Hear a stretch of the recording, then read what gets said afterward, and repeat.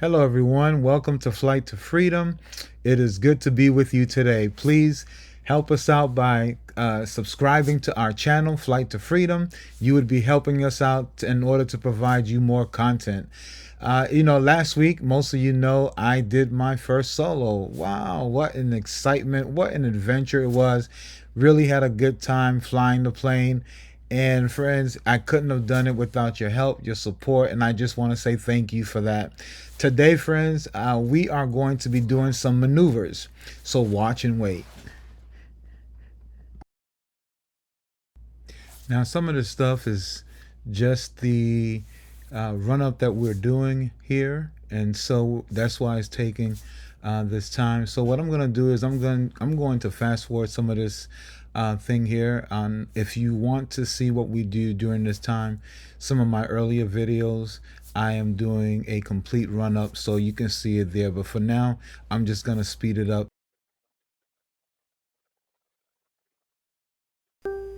Don't know how many times I've taken off, but it never gets old. It is always fascinating. Okay, nice.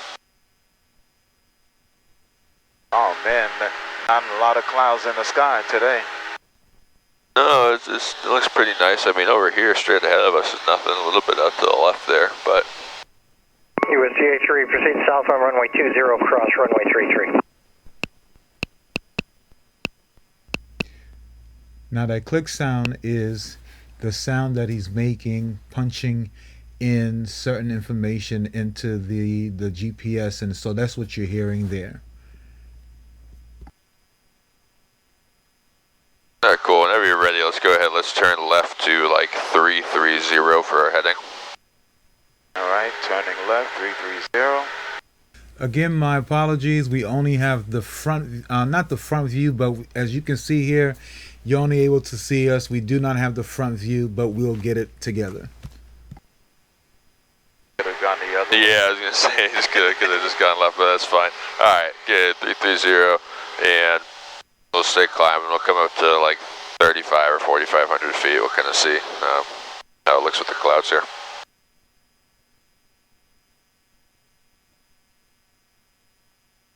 Ups to proceed onto Bravo and cross runway 33. I must tell you today, the weather was perfect for flying. The air was smooth. We had a wonderful time. What's the altitude you said we want to go to? We'll try to get to at least 3,500 feet. Okay.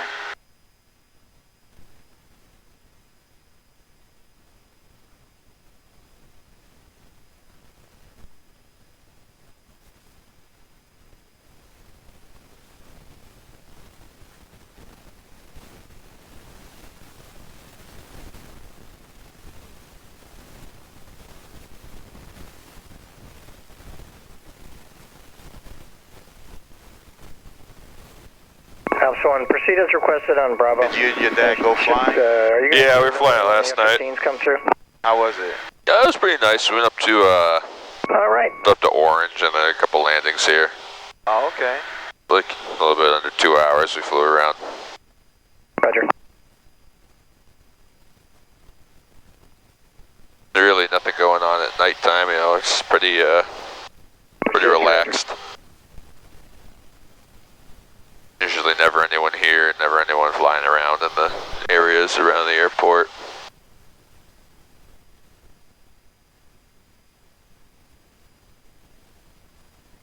Oh, good. I feel no back pressure, nothing. Alright, good. Cause,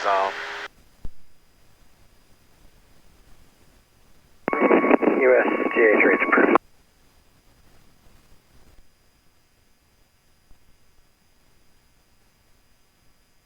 It should be a real calm day. So when we do the simulated instrument, right, when you put the hood or the foggles on, trim's the most important thing, okay? Because okay.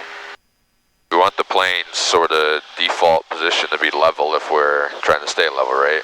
Okay.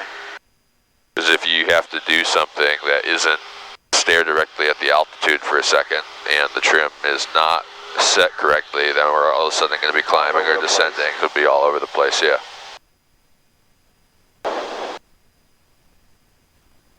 good thing with these is that it makes the instrument scan pretty easy. It's all right in front of you there, so you can kind of just stare right at the middle thing here, and you can see everything. CH Roger. All right, let's go up to 3,500 and then level off. That'll be fine. Okay. All right, we're making our way to 3,500 feet, and then from there we're going to begin practicing our maneuvers. You will see that I will have on glasses. They're pretty much kind of like shades so that you can't really see outside. You can see the instruments, but you can't really see on the outside. And so it's like being in the clouds where you're 100% depending on your instruments.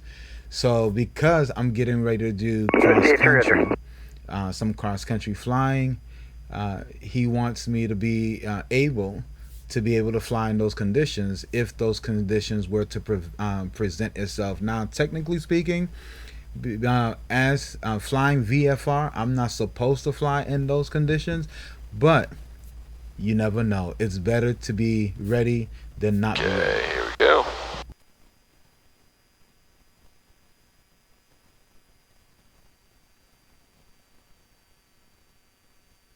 All right, cool. Let's go ahead and take a second, get us all trimmed out, get the plane nice and steady, and then have you put the foggles on or whatever you want. Either one is fine. But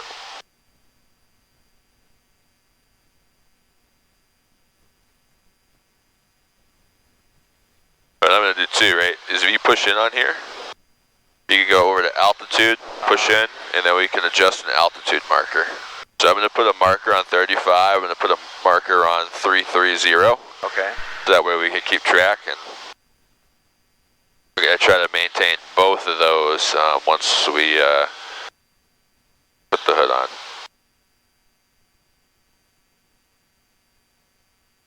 So here, I'll take over for a sec. Yep. You can go ahead, you can throw your 611 out of glasses on there. for 11,000 at FDOT. I'm going to go ahead, I'm going to put us right at 35. There's DH3 cross 2. Okay. 8,000 611. Gotta make sure everything's nice and trimmed out for you here. Alright, you got the controls. Okay, so just maintain 330, maintain close to 35 as you can. Okay, so now, primary way we want to tell if we're banking right now isn't necessarily going to be trying to line up those two triangles on the attitude indicator, right? Okay. We're going to want to look down here at our heading, and that's going to give us better information as if we're banking, right? Because if our heading's turning, we're turning, right? Okay. Which means we're banked. Okay, altitude, just look at the altitude number, okay? Okay. If that's increasing, obviously we're climbing. If it's decreasing, obviously we're descending, okay? And now there's some other things you can do to kind of back that up. If you see a vertical speed that's negative, okay, and we were losing altitude, probably descending. If we see vertical speed that's obviously climbing and where altitude's increasing, then yeah, we're climbing. And my instructor, he is so calm. I am telling you, if it was Here me, you go. but he is so calm. I mean, that's one of the things that I love about him. He is really patient. Mitch, shout out to you. Tech 4, go ahead. There you go, good.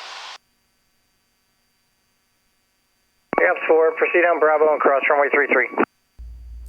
Now, one of the things that is really crucial when you're flying is really trying to get the plane trimmed. Wow, that was And a we'll sharp talk time. a little bit more about that as to what it really means when the plane is trimmed a little bit later. Yeah, so I'm just going to have you just maintain this for a minute here, and then we'll do some turns, okay? Okay. So under the hood we have, Gaps 4, they're called standard rate turns, okay? Okay. Sign off the fire extinguisher, please. And if you look on top of our attitude indicator, we've got green triangles. Okay, if we bank to that degree, that's going to give us a standard rate turn, okay? And those triangles are going to move around based off of our speed, okay?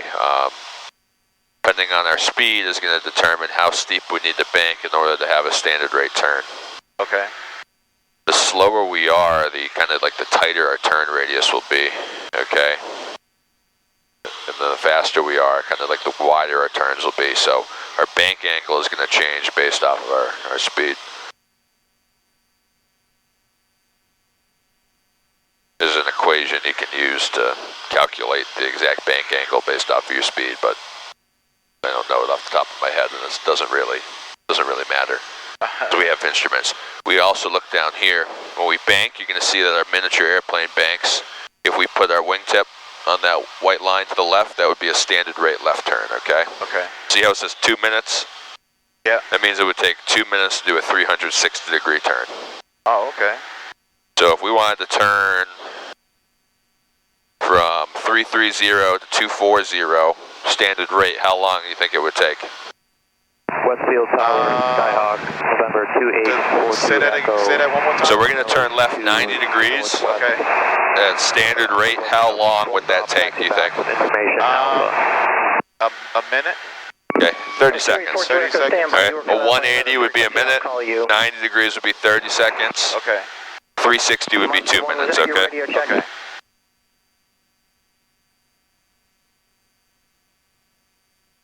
Okay, so let's go ahead and let's give that a try. Go ahead, turn left to 240. So I want you to spin our heading bug first. You're going to turn, go ahead, go to the left.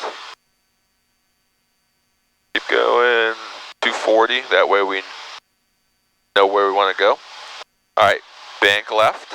For 2842 Echo, enter the left downwind, runway 33, report midfield. Well, that's not right. Hang on, let me take a picture of that here. Midfield. 42 Echo, you want to come in and do a full stop? Here, go ahead, bank a little bit more for me. Area? We'll do a full stop, taxi back and touch So, those. this is broken, so don't look at that. 42 Echo. Okay. But good thing is G5 has another turn rate indicator, okay? Okay. So we have that bank angle there. Correct. If you look at the bottom here, we have a pink line. So as we bank, you can see that pink line grows in the direction that we're banking. We bank enough to put that pink line on this little white mark. That's also going to be a standard rate turn. 842 Echo. All right, so good. You got a new heading. Let me go down a little bit. Yep, so try not to trim the plane down, because now once we descend, you're going to have to fight it to get back up. So if we want to come down, just power back a little bit. 842 Echo. Slight descent. And I'm going to go ahead and have you give me a right turn heading 360, okay? We've got some traffic kind of headed this way, so we'll turn out. Okay, good. Same idea. You're going to try to make this standard rate. Good, right here. That's what we want for bank. As you can see here, we are turning the plane 360 degrees. It's really difficult, especially when you're not used to doing things like that. But Mitch again has been really great at explaining how to do it, and so here we're turning 360 degrees without looking outside, but rather looking at the instruments. It was great. Never know. No, it's kind of doing something.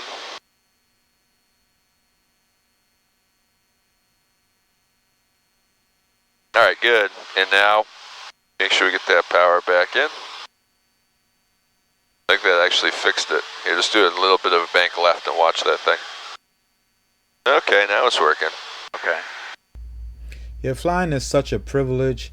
It is really a great experience, especially when you're up in the air. I mean, it is just a wonderful privilege, and I'm just so glad that I have the opportunity to do this. Monster 1, cross runway 33 on Bravo. Okay, good. All right, now if we want to do a climb, what do you think that we're going to want to use to make sure that we're climbing?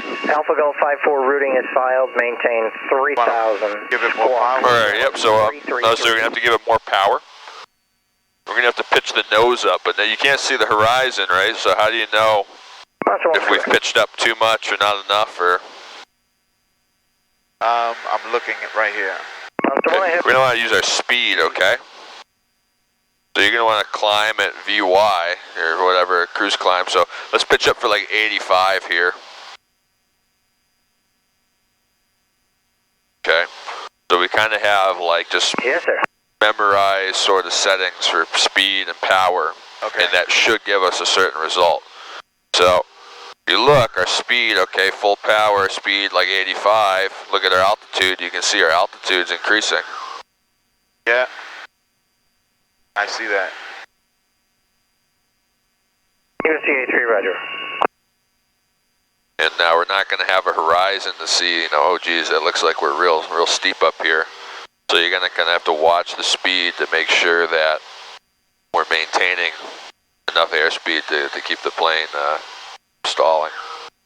All right, I will broadcast that to the F-15s when they get ready to depart. As you can hear, we're not too far from our departing airport. We're actually nearby. We're in the practice area where we're practicing, as you can tell. But again, friends, I'm really just trying to get used to flying if I had to fly in those conditions. Westfield Tower, Skyhawk 842 Echo, reporting midfield, left downwind 433. This is taking a little bit longer than I really wanted to go for.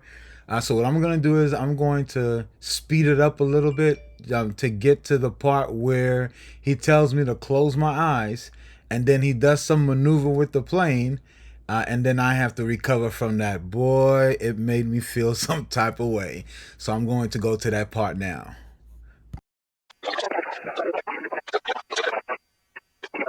Alright, so we'll do the unusual attitudes. So have you keep the glasses on. I'm going to mix it up. If we're nose high, it's going to be full power, nose down, wings level. If we're nose low, you're going to go idle, wings level, nose up, okay? Alright, so nose high. Westfield Tower, Skyhawk 842 Echo, we cleared to cross runway 2. Alright, so nose high. 42 Echo, cross runway 2 on Alpha. Full power. Crossing 2 on Alpha, Skyhawk. Nose down. Nose down. Wings level. Wings level. Okay. If we're low, then we want to go to idle. Nose up. Wings level. Wings level. Nose up. Nose up. Okay. If we're in like a turning dive or something and we pull up out of the dive with bank, it's going to put a much more load on the airplane than if we go wings level first. Okay. So I got the controls. Okay. Close your eyes. Now, this may not seem like anything to you, but I'm telling you, friends, this part right here is nerve-wracking. This is where he does some maneuvers with the plane. Doing okay over there? And down. It's like being in a roller coaster where your gut is about to come right out of you. And I'm telling you, it did not feel good, but I was able to go ahead and recover the plane from there you go. Slowly pull out of it. One was the plane heading down in the steep position, and the other one was good. And now you can get power back, and we're back to level. So it was a good experience, but it sure didn't feel right. Now, of course, I could not see what my instructor was doing. Close your eyes. Looking at this video and watching him do these things, I am telling you, man, it's almost like he was born to do this. He is so calm and so collective. And that's the kind of pilot that I aspire to be, and so he's doing this. Again, my stomach is feeling really bad. Thank God I did not puke. He did ask me that, by the way. Did not feel any type of way, but you just had that uneasy feeling in your stomach. That's the part that I didn't like. But open your eyes. You know what?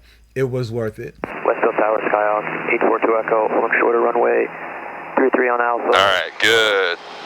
Trim's probably all screwed up now, so go ahead. You can take the full power back out. Prior to you. Standing by. 842 Echo. Monster 1, runway 2, line up and wait pending release. All right, go ahead. Let's stay at 35. Try to get the airplane trim back out and back to level, okay? Okay.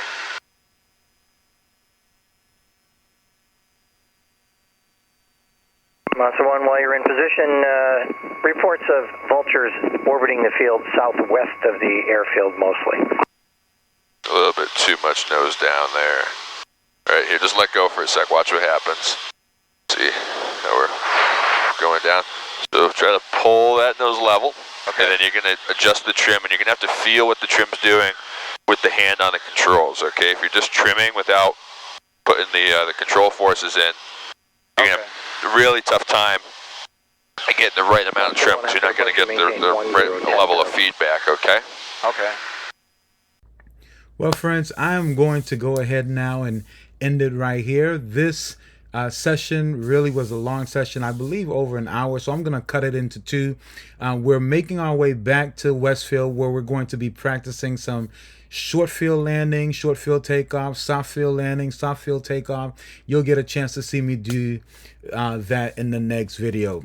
Thanks a lot, friends. And by the way, if you have any questions or any comments, please feel free to leave that. If you feel that I can do this a better way, please feel free to let me know. Again, we are on this journey together. We are endeavoring to try to make each other better. So I'm really excited about that. See you in the cockpit soon, friends. Love you guys. Bye-bye. What field landing? New landings, yep. So we'll start with the soft field.